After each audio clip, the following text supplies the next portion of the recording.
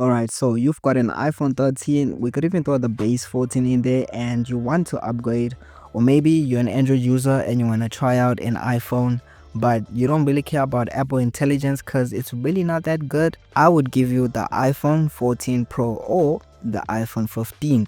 Now these two devices are similar in so many ways. They share the same internal components, but they also differ in many ways. But which one would be the best option for you? That's what we're gonna find out in today's video. Now the main differences in terms of design are the iPhone 14 Pro has a stainless steel frame, while the iPhone 15 has an aluminum frame. So the iPhone 15 is lighter.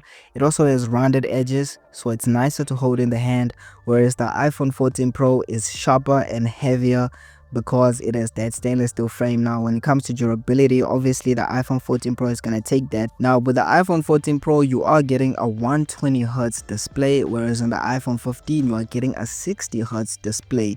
When they announced this, I thought it was a big joke, but iPhone 16 came out and they gave it a 60Hz display as well. And on the iPhone 14 Pro you are getting the old lightning port, whereas on the iPhone 15 you are getting the USB-C.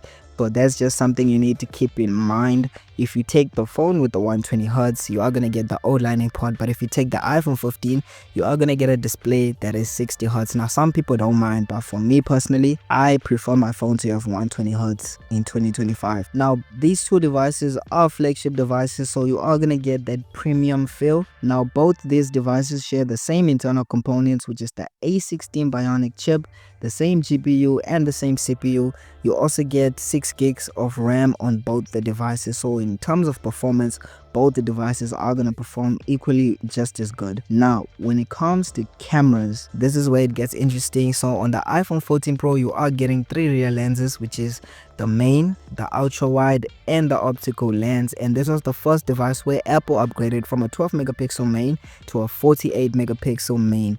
Now on the iPhone 15 you are getting 2 lenses, which is the main and the ultra wide. The main is a 48 megapixel. When it comes to taking pictures with the iPhone 15, you are going to get 2 options when it comes to resolution, which is a 12 megapixel option and a 24 megapixel option.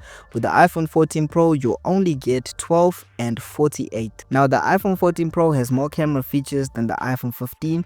You have the ability to shoot in RAW with the front facing camera, the rear camera, and up to 48 megapixels.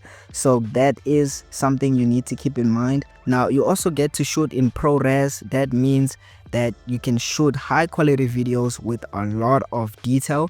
You can't shoot in log because that only came with the iPhone 15 and 16, but ProRes is something that is useful if you are buying this phone for the camera to create content or whatever it is that you're going to use it for. So if you're buying these phones for the camera, then I would suggest you take the 14 Pro because you are getting 3 lenses, which is 1 extra lens more than the iPhone 15, and it shoots higher quality videos compared to the iPhone 15.